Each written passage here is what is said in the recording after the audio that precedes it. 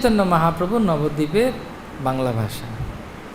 তো আজকে আমরা বাংলা ভাষা আলোচনা করব এবং আমি যে বিষয়টি গ্রহণ করেছি বা আজকে আলোচনা করব সেটা অত্যন্ত ভক্তিমূলক এবং সেই আলোচনাটা আমরা রামায়ণের একটি অংশ থেকে গ্রহণ করেছি। তো আমরা জানি দুটি বিশেষ মহাকাব্য আছে ভারতবর্ষ, অত্যন্ত প্রসিদ্ধ এই দুটি মহাকাব্যের উপরে চর্চা রাখার জন্য এবং মহাপ্রভু দুটির জন্যে। এবং শিল প্রভুপাদ জানান অনেক জায়গায় উনি ওনার বক্তব্যে বলেছেন যে রামায়ণ এবং মহাভারত আমাদের প্রত্যেকেরই জানা উচিত বা অধ্যয়ন করা উচিত। এবং রামায়ণের নায়ককে,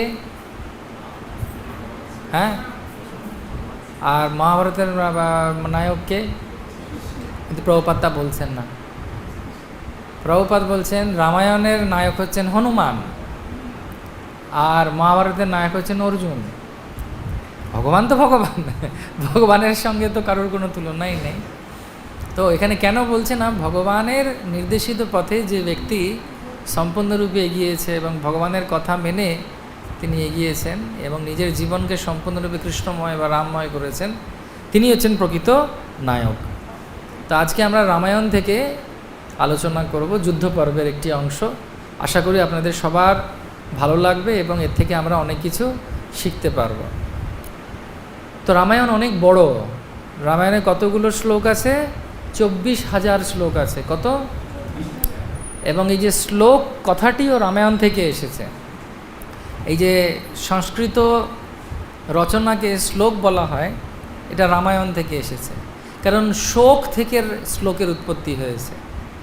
বাল্মীকি মুনি দুটো সারস পাখির দুঃখ দেখে তিনি অভিশাপ দেন নিষাদকে, কারণ পুরুষ স্ত্রীটি পাখিটিকে সে মেরে ফেলে, তো স্ত্রী পাখিটি খুব ক্রন্দন করতে থাকেন।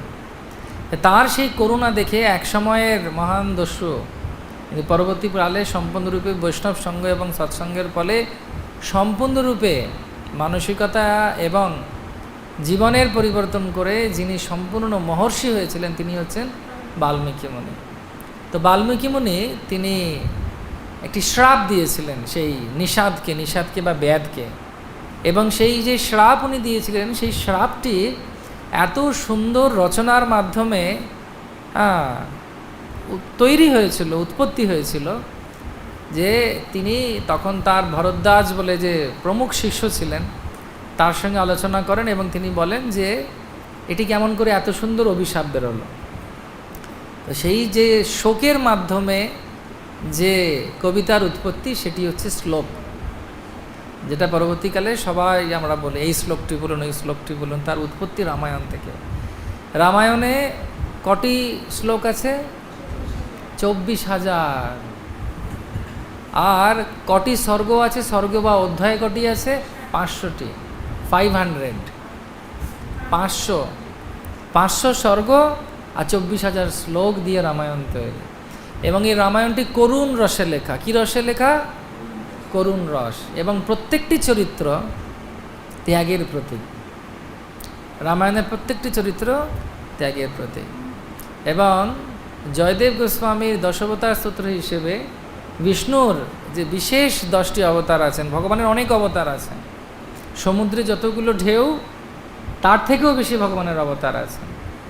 ভগবানের শুধু একরকমই অবতার নয়, মন্বন্তর অবতার, যুগাবতার, গুণাবতার, লীলাবতার, শাক্তাবেশ অবতার, অনেক অবতার আছেন।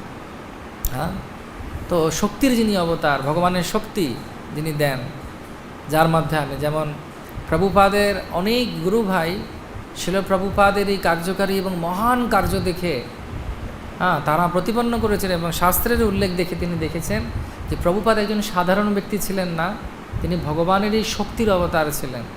তা নাহলে এত বিশাল প্রচার এই বয়সে একজন ব্যক্তির জন্যে করা সম্ভব নয়। সেজন্য চৈতন্য ভাগবতে যে বলা হচ্ছে, যদি পাপী দেশ ছেড়ে দূর দেশে যায়, আমার সেনাপতি ভক্ত পাঠাবো তথায়। সেনাপতি ভক্তটি কে? শিল প্রভুপাদ। তো শিল প্রভুপাদ তিনিও চেয়েছিলেন কি না, রামায়ণের উপর ওনার ভাষ্য দেবার জন্য। প্রভুপাদের অনেক লেখনী আছে, চিঠি আছে, আলোচনা সভা আছে, যেখানে তিনি চেয়েছিলেন যে ভাগবতমের পরে তিনি শ্রী রামায়ণের উপরে তিনি বক্তব্য রাখবেন। ভগবানের অন্য ইচ্ছে ছিল, হ্যাঁ, তো সেজন্যে সেটি পুরোপুরি হয়নি। কিন্তু প্রভুপাদের অনেক লেখায় প্রভুপাদ বলছেন যে রামায়ণের সম্পূর্ণ শ্লোক যদি কেউ অধ্যয়ন করে অবিকৃতভাবে, তার নিজস্ব মত না দিয়ে, তাহলে সেটি শ্রীমদ্ ভাগবতম পাঠের সমান। তার কারণ রামায়ণের উদ্দেশ্য হচ্ছে একটি, ভাগবতমের মতোই বিষ্ণুর নামের প্রতি আশ্রয় গ্রহণ করা, বিষ্ণুর কথার প্রতি আশ্রয় গ্রহণ করা, ভগবানের দিব্য লীলায় প্রবেশ করা শ্রবণের মাধ্যমে। সেজন্যে যেরকম শুধুমাত্র ভগবানের নামের প্রতি, লীলার প্রতি যদি আমাদের আকাঙ্ক্ষা থাকে, তাহলেই একমাত্র আমরাই জড়জগতে সম্পূর্ণরূপে আনন্দমগ্ন হয়ে থাকতে পারব। কারণ আনন্দটি হচ্ছে একমাত্র ভগবানের সম্পত্তি। ঈশ্বর পরম কৃষ্ণ সচ্চিদানন্দ বিগ্রহ অনাদিরাদি গোবিন্দ সর্বকারণ কারণম। তো সেজন্য আসুন এই বিশাল রামায়ণের যে ভক্তির রসামৃত সিন্ধু, তার এক বিন্দু আজকে যদি আমরা আলোচনা করতে পারি, যেটা আমাদের ভগবত ভক্তির জীবনের জন্য বা ভগবত ভক্তির পথে একটি সোপান হবে বা একটি সিঁড়ি হবে। তো আমি সংক্ষেপে ঘটনাগুলো একটু বলবো। রাম রাজা হলেন, রাম রাজা হওয়ার আগে সীতা বিবাহ হলো, অত্যন্ত সুন্দর রামায়ণ। তার পরবর্তীকালে বনবাস হলো, বনবাস হবার পরে রাম লক্ষ্মণ সীতা বিভিন্ন জায়গা পরিভ্রমণের পর তারা কোন জায়গায় আসেন? নাসিক বর্তমানে যে জায়গাটি, সেখানে তিনি আসেন। সেই জায়গায় আসার পর সেটা হচ্ছে অগ্নিক্ষেত্র, যেখানে যুদ্ধ হয়। কার সঙ্গে? খর দূষণ এবং শূর্পণখার নাক কাটা যায়। এবং তারপর তারা কি করেন না, তারপরে তারা সেখানে একটু কুটির স্থাপন করে আসেন এবং সেখানে মায়া সীতাকে হরণ করেন কে না? রাবণ, দশানন রাবণ। রাবণ মায়া সীতাকে হরণ করার পর লীলার বিস্তার হিসেবে প্রভু শ্রী রাম এবং লক্ষ্মণ সীতার খোঁজে বিভিন্ন জায়গায় ঘুরতে থাকেন। ঘুরতে ঘুরতে তারা কোথায় এসে পৌঁছান না? কিষ্কিন্ধা ক্ষেত্রতে, পম্পা সরোবরের তটে কিষ্কিন্ধা ক্ষেত্রতে আসেন। এবং সেখানে প্রথম কার সঙ্গে দেখা হয় না? হনুমানের সঙ্গে দেখা হয়, যিনি ব্রাহ্মণের বেশে ভগবানকে 3টে প্রশ্ন করেন। আপনারা কে? কোথা থেকে আসছেন? কোন দিকে যাচ্ছেন?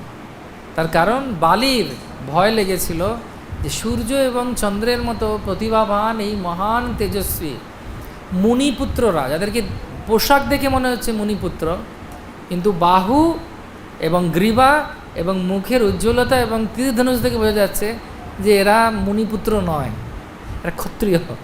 তো ক্ষত্রিয় আর মুনি, এই দূরের মধ্যে দ্বন্দ্ব মধ্যে তারা সম্পূর্ণরূপে বুঝতে না পেরে তাদের সবথেকে কাছের জন তিনি কে না? হনুমানকে পাঠান। হনুমানকে কী জন্যে পাঠান? যে রাবণ এই বালির চর তো নয় এরা, সেটা জানার জন্য। তো সে মতো অবস্থায় যখন হনুমান আসেন, 3টে প্রশ্ন করেন, রামের হয়ে লক্ষ্মণ উত্তর দেন।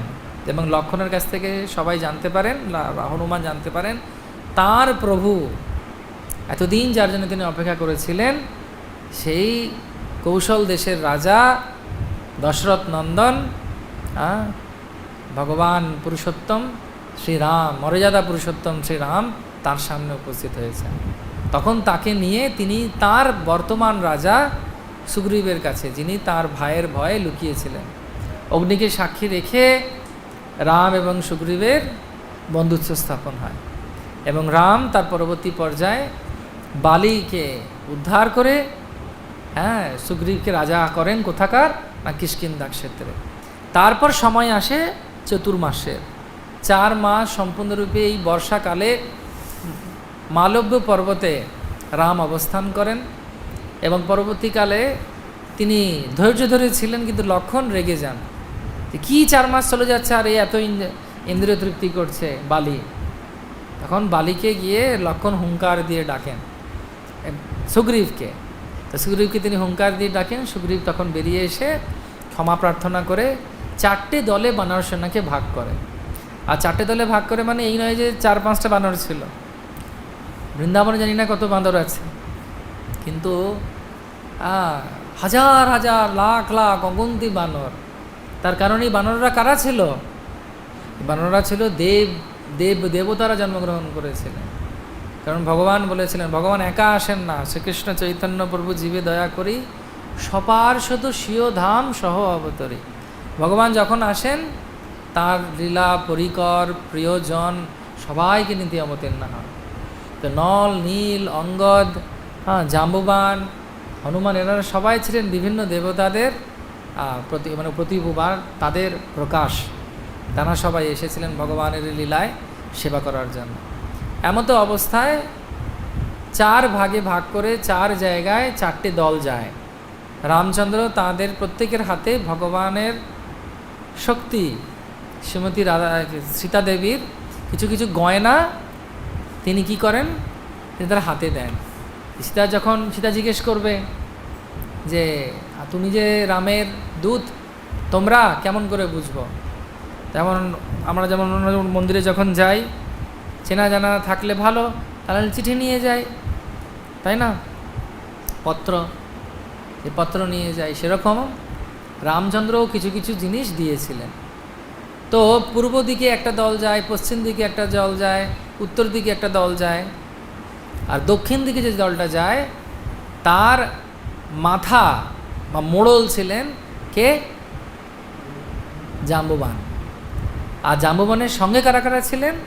নল, নীল, অঙ্গদ। অঙ্গদ ছিলেন বালির পুত্র, তিনি যুবক ছিলেন, যুবক নয় কিশোর ছিলেন, 16-17 বছর বয়স ছিল।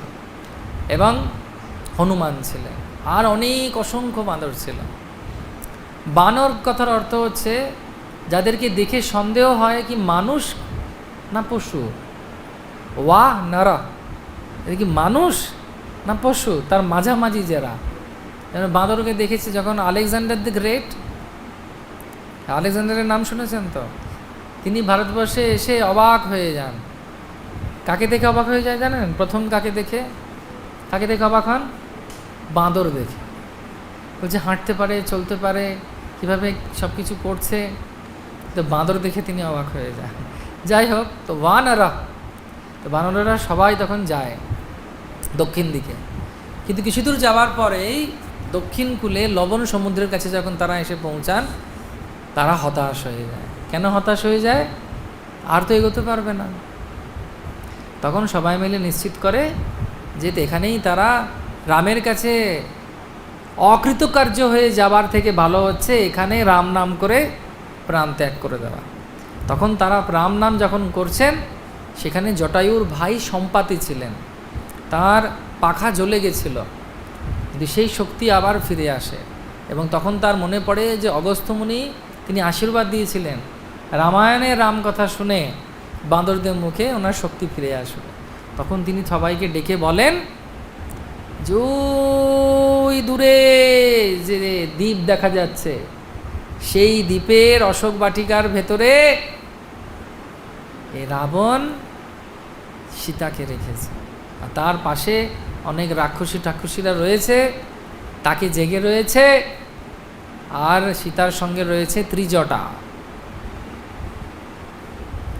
সে সীতার পাশে রয়েছে। এবার ব্যাপারটা হচ্ছে যে যাবে কে? সীতার খবর তো আনা হয়েছে, তো যাবে কেমন করে? এখন আমাদের এতক্ষণ গৌরচন্দ্রিকা চলছিল, সূচনা চলছিল, এখন লেকচার শুরু হলো। হরি বল, সবাই বলেন হরি বল। বলে সিয়াবর রামচন্দ্র কি। তো এমন তো অবস্থায় তখন কে যাবে? অনেক যোজন দূর, প্রায় আন্দাজে বলা যেতে পারে প্রায় 200 কিলোমিটার, তারও বেশি। কে যাবে জলের উপর দিয়ে? তখন বাঁদরদের মধ্যে উৎপাত শুরু হয়েছে। কেউ বলছে আমি যেতে পারি এতটা, আমি যেতে পারি অতটা, আমি লাভ দিতে পারি এতটা। কেউ বলছে আমি লাভ দিয়ে যেতে পারবো কিন্তু ফিরতে পারবো না। কেউ বলছে মাঝখানে যদি কোনো পর্বত থাকে আমি একবার হুপ করে লাফিয়ে আবার ওখান থেকে হুপ করে লাফাবো, মাঝখানে তো কিছু নেই। জাম্বুবান বুড়ো হয়ে গেছেন, উনি বলছেন একটা সময় ছিল, এক লাফে আমি পৃথিবীকে 7 বার ঘুরেছিলাম, এখন বৃদ্ধাবস্থা হয়েছে, আর কি করব, যেতে পারবো না। তো সবাই যখন লম্পঝম্প করছে, একজন কিন্তু শান্ত হয়ে বসে আছেন, কিছু কথা বলছেন। কে তিনি? হ্যাঁ, কেন চুপচাপ বসে আছেন? তিনি চুপচাপ কেন বসে আছেন?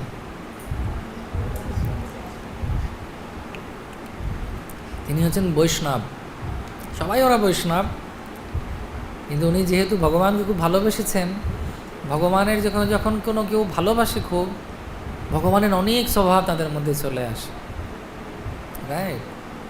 অনেক স্বভাব তাদের মধ্যে চলে আসে। যেহেতু হনুমান সম্পূর্ণরূপে কৃষ্ণের প্রতি আসক্ত ছিলেন, রামের প্রতি, তো প্রভুর অনেক সুন্দর সুন্দর গুণ তার মধ্যে এসেছে। তো হনুমানের একটা বিশেষ গুণ ছিল যে তিনি দাম্ভিক ছিলেন না। দাম্ভিক মানে বোঝেন? অহংকার ছিল না। অনেক বাঁদর বলছে আমি এটা পারবো, আমি এটা করবো, এই শান্ত আছে। আর উনি বড়দের তত্ত্বাবধানে সবসময় থাকতে পছন্দ করতেন। উনি নিজেও খুব বড়, আকার আকৃতি সাধনা ভক্তি দিক থেকে উনিও খুব বড়, কিন্তু উনি হাম্বড়ামি দেখান না, আমি করে দেখাবো, আমি করে দেখাবো না। তখন জাম্বুবান ওনাকে বললেন, ওনার সিনিয়র, ওনার থেকে বড়, এই হনুমান, তুমিই একমাত্র পারবে, তাই নয় কি? যে আপনারা যদি আদেশ করেন তাহলে যাব, সেবা করব, তুমি যাও। তখন মন্দ পর্বতের উপর থেকে তিনি নিজেকে ছোট করলেন, ছোট করে বিশাল আকার ধারণ করলেন। আর তার অনিমা লঘিমা সব সিদ্ধি হনুমানের ছিল। এবং তারপর তিনি কী করলেন, একটা পা দিয়ে চাপ দিয়ে হুপ করে তিনি উঠতে শুরু করলেন, ঝাঁপ দিলেন, ঝাঁপ দিলেন, আর ওনার ফ্লাইট চলল। যাচ্ছেন যাচ্ছেন যাচ্ছেন যাচ্ছেন যাচ্ছেন ওনার যে যাত্রাপথ, সেটা হচ্ছে আজকে আমাদের আলোচনার বিষয়। সবাই তৈরি? সবাই বলুন সিয়াবর রামচন্দ্র কি, পবনসুত হনুমান কি। হনুমান যখন যাত্রা করছেন, যাত্রা করার সময় হনুমানের সামনে কিছু দূর যাবার পরে একটা পাহাড় উঠে এসেছে, গড়া গড়া গড়া গড়া গড়া গড়া গড়া গড়া গড়া গড়া গড়া গড়া উপরে উঠে এসেছে। আর পাহাড়টা পুরো সোনার পাহাড়। সোনার পাহাড়টা কিসের না, সে হচ্ছে দেবতাদের বরদান পেয়েছিল, কিন্তু ইন্দ্রের ভয়ে তার যাতে ডানাটা কেটে না দেয়, তার নাম হচ্ছে মৈনাক পর্বত। সেই মৈনাক পর্বত হনুমানের সামনে উঠে দাঁড়িয়েছে। তো দাঁড়িয়ে বলছেন, হনুমান অনেক দূরে যাবে, একটু বিশ্রাম নিয়ে যাও। তো হনুমান বললেন, আমি আপনাকে অনেক শ্রদ্ধা করি যে আপনি আমাকে এই আসন দিলেন, আপনি আমাকে সম্মান দিলেন। কেন সম্মান দিলেন? না, যাতে আমি আপনার কাছে বিশ্রাম করি, এটা একটা বিশাল বড় সেবা আপনি যেটা আমাকে দিচ্ছেন, কিন্তু আমার এখন সময় নেই, কারণ আমি ভগবানের সেবা করতে যাচ্ছি। তবে ভাই, আমি তোমার সম্মান রাখবো। উনি তখন সেই মৈনাক পর্বতকে প্রণাম করলেন, ছুঁয়ে স্পর্শ করলেন, স্পর্শ করে একবার প্রদক্ষিণ করে আবার বেরিয়ে গেলেন। তো ভগবান যে বিভিন্ন লীলা করেন, বা ভগবানের ভক্তরা যেভাবে লীলা করেন, তার প্রত্যেকটি কার্য করার মাধ্যমে তিনি জগৎকে শিক্ষা দেন। ধর্ম সংস্থাপন হেতু সাধুর ব্যবহার। সাধুরা কেমন কেমন ব্যবহার করেন, আচরণ কেমন করেন, তার কারণ তারা সবসময় প্রতিনিধিত্ব করছেন।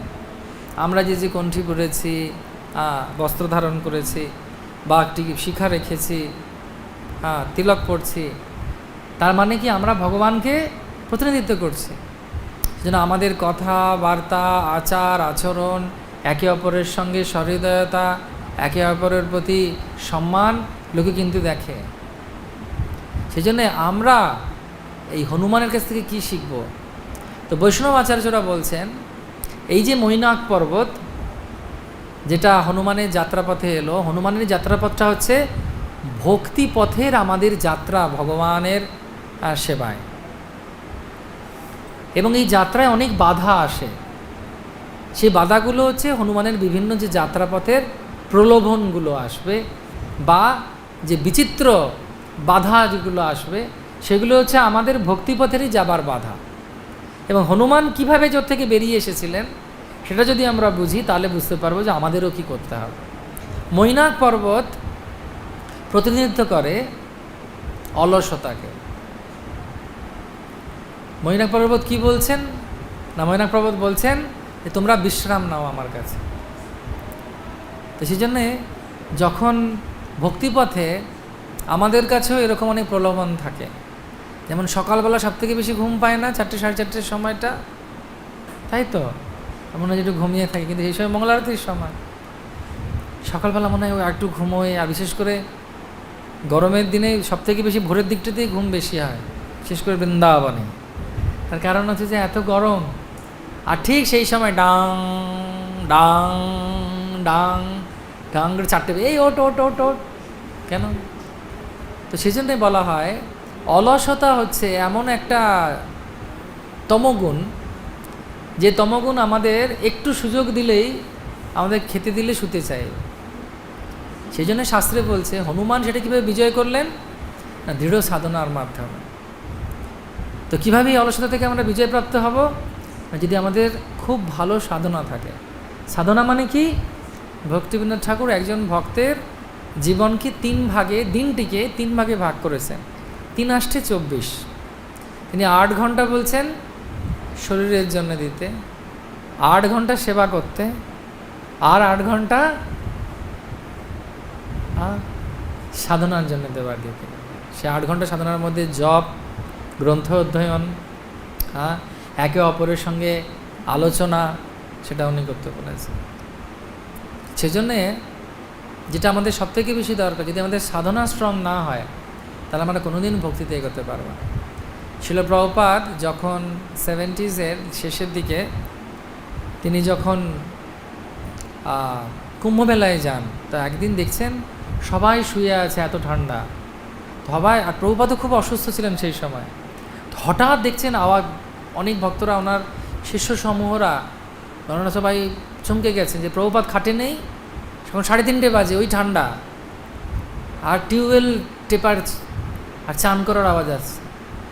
দেখছেন ওই বুড়ো বয়সে প্রভুপাদ শরীর অসুস্থ, কাউকে কিছু না বলে উনি টিউবওয়েল টিপে জল দিয়ে চান করছেন রাস্তায় বাইরে। সবাই হই হই করে উঠেছে, প্রভুপাদ কী করছেন, প্রভুপাদ কী করছেন? বলছে আমাকে তোমাদেরকে দেখাতে হবে যে মঙ্গল আরতি আমাদের জীবনে কত দরকার আছে, মর্নিং প্রোগ্রাম, ভাগবতম ক্লাস আমাদের কত দরকার আছে।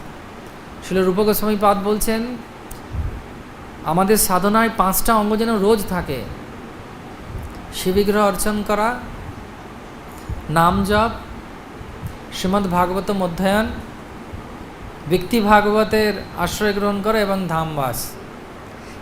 সকালবেলা মঙ্গল আরতি থেকে ভাগবতম ক্লাস অবধি কেউ যদি মন্দিরে বা বাড়িতে যারা গৃহস্থ আছে এই 5টা জিনিস করে, মর্নিং প্রোগ্রামে আসা মানেই কিন্তু এই 5টা জিনিস হয়ে যায়। বিগ্রহ অর্চনা মানে যদি কেউ বিগ্রহ থাকে বাড়িতে বা আলোকে থাকে পুজো করা, আর যদি কেউ মঙ্গল আরতিতে এসে পূজারীরাও যে পুজো করছে, আরতি করছে, বিভাবরী শেষ আলোক প্রবেশ, নিদ্রা ছাড়ি উঠ জীব, বল হরি হরি মুকুন্দ মুরারি, রামকৃষ্ণ হয়গ্রীব। এটা যদি কেউ দেখে, এটা যদি কেউ শোনে, তার সেটা বিগ্রহ অর্চনারই সমান। ভাগবত মানে হচ্ছে ভাগবত অধ্যয়ন, ভাগবত সেবা হয়ে গেল। প্রভুপাদের গুরু পূজা মানে কি? ব্যক্তি ভাগবতের সেবা, রাইট? তারপরে জপ করবে, জপ হয়ে গেল। আর তুলসীতে দলদার, আর আপনারা তো বৃন্দাবনেই আছেন, তো ধামবাসও হয়ে গেল। তো পঞ্চাঙ্গ ভক্তি সকালবেলায় কমপ্লিট। তারপর সেই শক্তি নিয়ে আমরা সেবায় যাব। যদি আচরণ আমাদের ঠিক না থাকে, আচার যদি ঠিক না থাকে, আচার মানে আমের আচার, লেবুর আচার নয়, আচার মানে হচ্ছে আমাদের আচরণ যদি ঠিক না থাকে, তাহলে আমরা কী করে আরেকজনকে কৃষ্ণ প্রেম দেবো? আমি যদি নিজে খুশি না থাকি, আর খুশি হব কিভাবে? যখন ভগবানের সঙ্গে থাকবো। বোঝা গেছে? তো প্রথম বাধাটি কি ভক্তিতে? অলসতা। এই অলসতাটা কে প্রতিনিধিত্ব করছে? এই মৈনাক পর্বত। এর থেকে বেরোবো কেমন করে? সাধনার মাধ্যমে। Very good. এগিয়ে যাই। এবার হনুমান আবার ঝাঁপ দিলেন। ঝাঁপ দিয়ে হঠাৎ তিনি যাচ্ছেন, হঠাৎ দেখছেন যে রাক্ষসদের যে মাতা সুরসা ও হাঁ করে রয়েছে। ও বলছে এই রাস্তা দিয়ে যে যাবে আমার ব্রহ্মার বর আছে, আমার মুখের মধ্যে যেতে হবে। তা হনুমানজি করেছেন কি, নিজেকে অনেক বড় করেছেন সে মুখটার থেকেও। সে সুরসাও বিশাল বড় মুখ করেছে, আবার হনুমান আরও বড় করেছেন, ও আরও বড় করেছে, এভাবে বড় হচ্ছে, উনি বড় হচ্ছেন, উনি বড় হচ্ছেন, উনি বড় হচ্ছেন, উনি বড় হচ্ছে, এই বড় বড় বড় বড়। যেই বিশাল বড় মুখ করেছে সেই মা, কাদের মা? রাক্ষসদের মা। তো যেই উনি বিশাল বড় করেছেন, হনুমান তখন নিজেকে একদিন ছোট্ট করে মুখের মধ্যে ঢুকে বেরিয়ে চলে এসেছে। তখন সুরসনাকে আশীর্বাদ দিলেন, কি চালাক রে তুই, হ্যাঁ তুই ঠিক মুখের ভেতরে ঢুকলি, ব্রহ্মার আশীর্বাদও পেলি, আমারও আশীর্বাদ যে যা তুই যে কাজে যাচ্ছিস সেটা সফল হবে। বলো হনুমান কি। তো বৈষ্ণব আচার্যরা বলছেন এই যে হনুমানের যাত্রাপথে যে বড় হওয়া ছোট হওয়া, বড় হওয়া ছোট হওয়া, এটা অনেক সময় আমাদের মধ্যে প্রতিদ্বন্দ্বিতামূলক ভাব আসে, সেবায় প্রতিযোগিতামূলক ভাব আসে। আমি ভালো করব, ও ভালো করছে, আরও ভালো করব, ও কি করছে, আমি বেশি ভালো মৃদঙ্গ বাজাবো, আমি বেশি ভালো গান গাইব। কিন্তু প্রতিযোগিতা দিয়ে কোনো দিন আমরা ভগবানকে ভালোবাসতে পারবো না। যেমন কালকে এক জায়গায় আমি পরশুদিন শুনছিলাম, ভক্তিগুরু নারায়ণ মহারাজ বলছেন খুব সুন্দর কথা, you cannot be ambitious in Krishna consciousness. অ্যাম্বিশনের বাংলা কী হবে? উচ্চাকাঙ্ক্ষা থাকলে চলবে না। আরে বাংলাদেশ, হ্যাঁ ওদের বাংলা বেস্ট বাংলা, হ্যাঁ উচ্চাকাঙ্ক্ষা থাকলে চলবে না। বিশেষ করে ভক্তিপথের সেই উচ্চাকাঙ্ক্ষা থাকলা উচিত নয়। গুরু কৃষ্ণ এবং আমার পূর্বজন ভক্তরাদের হাতে আমাদের ক্রীড়নক হয়ে থাকতে হবে। ক্রীড়নক মানে পুতুল নাচের পুতুল। পুতুল নাচাবে কে? প্রভুপাদ বলছে নাচাও নাচাও তুমি আমাকে, তুমি যেভাবে নাচাবে আমি সেভাবে নাচব। গুরু আমাদেরকে নাচাবেন, সেবা দেবেন, বৈষ্ণবরা আমাদের সেবা দেবেন, বড়রা আমাদেরকে দেবে, যা আমাদেরকে ওইভাবে সেবা করে যেতে হবে। উচ্চাকাঙ্ক্ষা আমি এটা করে দেবো, ওটা করে দেবো, এটা, তাহলে ভক্তিপথে আমরা এগোতে পারবো।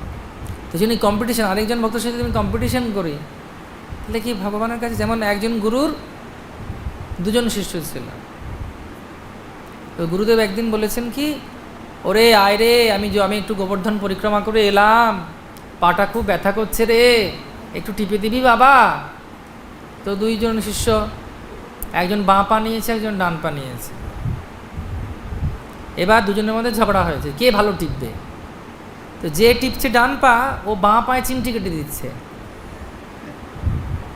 আর ডান পা নিয়েছে বাঁ পায়ে চিমটি কেটে দিচ্ছে। আর লাগছে কার? গুরুদেব বলছে ওরে বাবা রে কী হলো রে, কে পাটা মুড়ে দিচ্ছে, একজন বাঁ পাটাকে মুড়ে দিয়েছে।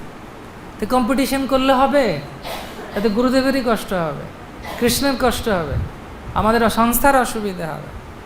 সেই জন্যে হ্যাঁ ভগবানের ভক্তিতে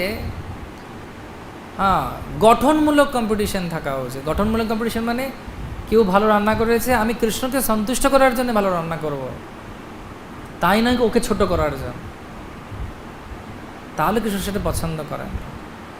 প্রভুপাদ বলেছেন তোমাদের ভালোবাসা আমার প্রতি প্রতিপন্ন করবে তোমরা কিভাবে, তোমরা একসঙ্গে মিলেমিশে থাকবে, ঝগড়া করে না। এবং সেই নীতিটিকে প্রতিপন্ন করার জন্য, প্রতিষ্ঠা করার জন্য হনুমানজি কী করলেন? ছোট হয়ে গেলেন, উনি দৈন্য হয়ে গেলেন, টুক টুক মুখে মুখে বেরিয়ে। তো যে সয় সে রয়,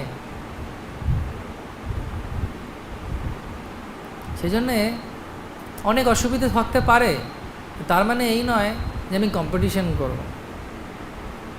ভগবানের কাছে ভগবান কম্পিটিশন করা পছন্দ করব, উচ্চাকাঙ্ক্ষা থাকলে চলবে না।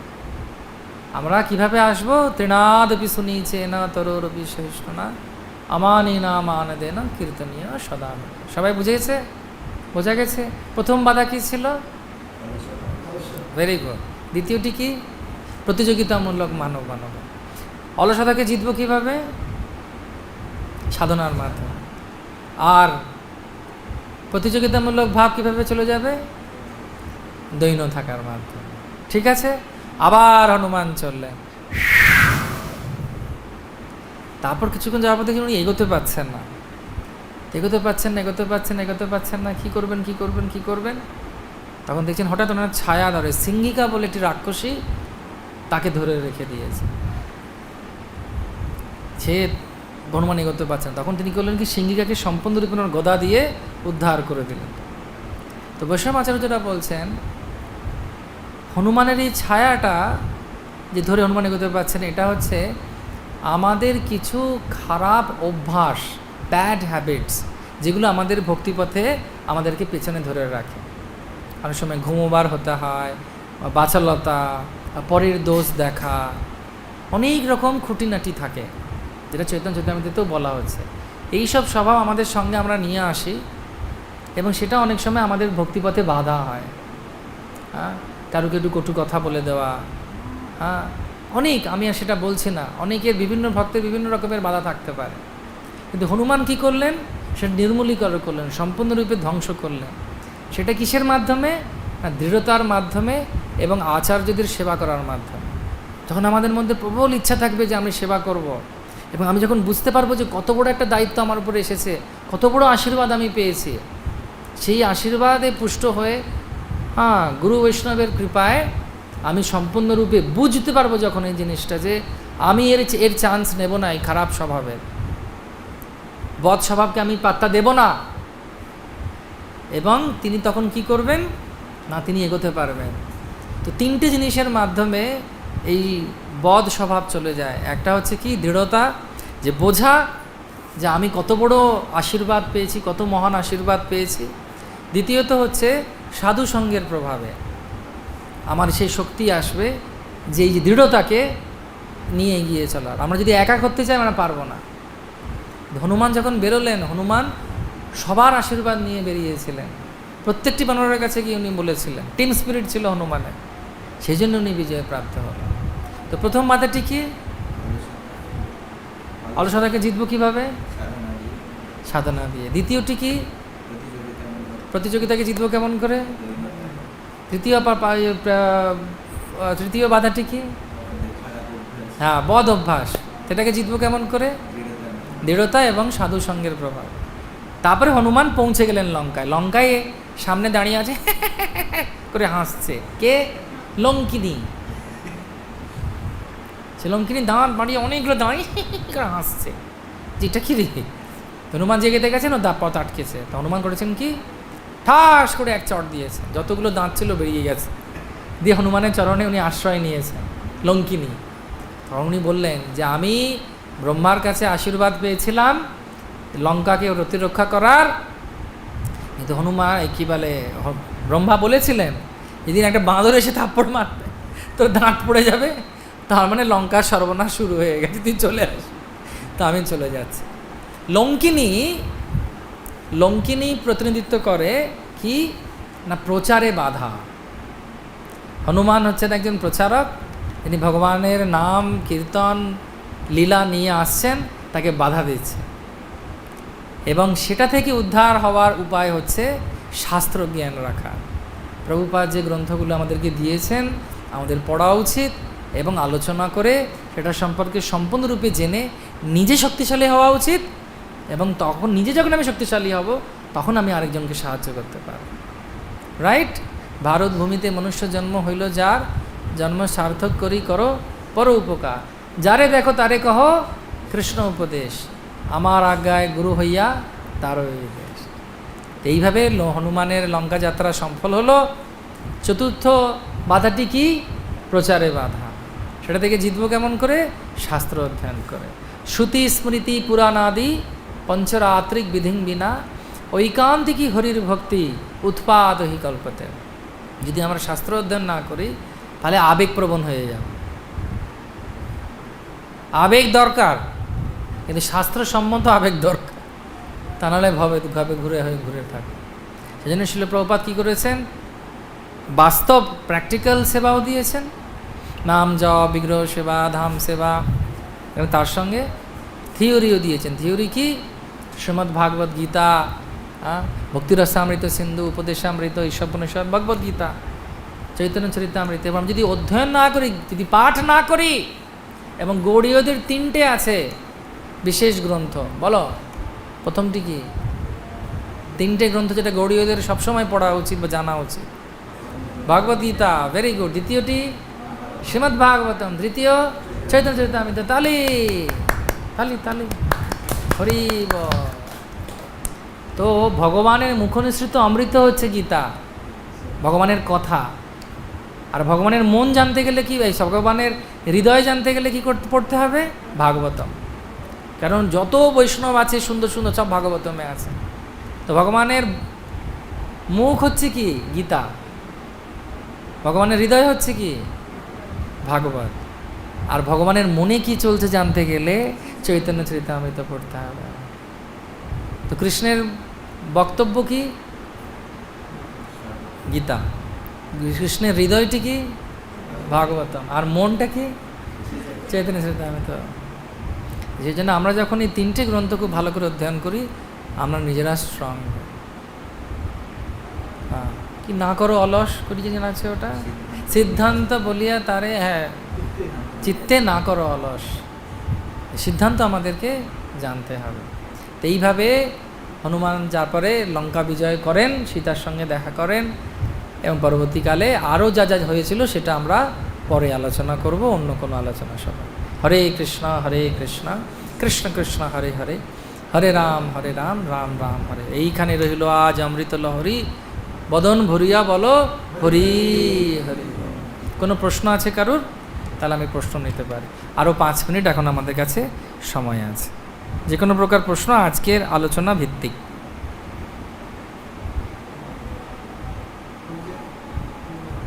হ্যাঁ,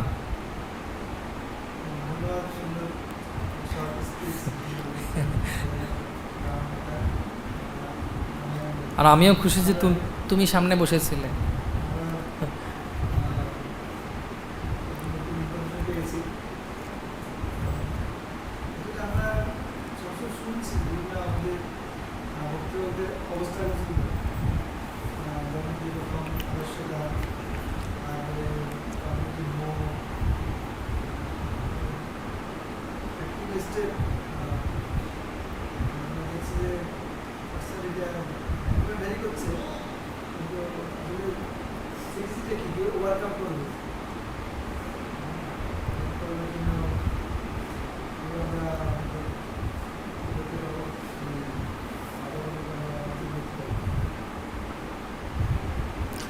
কীভাবে এ থেকে বেরোতে পারবো? অ্যাকচুয়ালি আমার দুটো জিনিস করা উচিত প্রত্যেকজন ভক্তর এই অলসতা বাই থেকে দূরে যাওয়া। একটা হচ্ছে যে প্রতিদিন আমাদেরকে একটা জিনিস বুঝতে হবে গ্রন্থ অধ্যয়নের মাধ্যমে, সাধুসঙ্গের মাধ্যমে, যে আমরা কত বড় আশীর্বাদ পেয়েছি। হ্যাঁ, প্রেম ও রতন ধন হেলায় যেন হারিয়ে না যায়। যেমন প্রভুপাদের একটা বিশেষ গান ছিল, গোলকেরও প্রেমধন হরিনাম সংকীর্তন রতি না জন্মিল কেনে তাই। তো রতি জন্মাবার জন্যে দুটো জিনিস খুব দরকার। একটা হচ্ছে একাগ্রতা সহকারে ভগবানের ভক্তিমূলক সেবায় নিজেকে নিয়োগ করা। হয়তো লাগছে না অতটা টেস্ট, কিন্তু চালিয়ে যেতে হবে। আরেকটা হচ্ছে শুদ্ধ বৈষ্ণবদের বা যে সমস্ত বৈষ্ণবরা বহুদিন ধরে, বহু বছর ধরে সেবা করছেন, সে গুরু মহারাজ হতে পারেন, গুরু মহারাজের গুরু ভাইরা হতে পারেন, আপনার সিনিয়ররা হতে পারেন, নিরলসভাবে সেবা করে যাচ্ছেন, তাদের সেবা করার মাধ্যমেও না আমাদের সে শক্তি আসে। সেজন্য বলা হয় ওনাদেরকে সচল ভাগবত। আমরা অনেক গ্রন্থ অধ্যয়ন করতে পারি ঠিকই, কিন্তু যখন কোনো সাধুকে সেবা করার সুযোগ হয়, সেই সেবা করার মাধ্যমে অনেক লাভ হয়। তার উদাহরণ হচ্ছেন স্বয়ং নারদ মুনি। শুধুমাত্র সাধু সেবা এবং ওনার উচ্ছিষ্টকে ওনারা ভক্ত হয়ে গেছেন। তো সেজন্যে আমাদের মতো যারা প্র্যাকটিসিং ডিভোটিসরা আছেন, খুব উৎসাহের সঙ্গে সেবা করা উচিত। আর যখনই সুযোগ পাওয়া উচিত বৈষ্ণব সেবার। এমনও হতে পারে যে ভাবো তোমারই একজন বন্ধু, মানে তোমারই সমবয়স্ক, কিন্তু খুব সিরিয়াস, তার সঙ্গে থাকা, তার সঙ্গে কথা বলা, তাতেও কিন্তু অনেক লাভ হয়। এই জন্যে প্রভুপাদ বলছেন যে সবসময় একজন ভক্তের উদ্গ্রীব থাকা উচিত এই 6টা আদান প্রদান করার জন্য বৈষ্ণবদের সঙ্গে। সেটা করেও আমরা ভগবত ভক্তিতে আরও দৃঢ়তা পাব। দদাতি প্রতিগৃহ্ণাতি গুজ্জম আকাতি পৃচ্ছতি ভোঞ্জতে ভোজতে চৈব সদৈব প্রতি লক্ষ্য। ওকে, আর কারোর কোনো প্রশ্ন আছে? ওকে, আজকে তাহলে এই অবধি থাক, আপনাদের সঙ্গে আবার দেখা হবে। হরে কৃষ্ণ কৃষ্ণ কৃষ্ণ হরে হরে, হরে রাম রাম রাম। আপনারা সবাই এসেছেন, আপনাদেরকে অনেক অনেক ধন্যবাদ।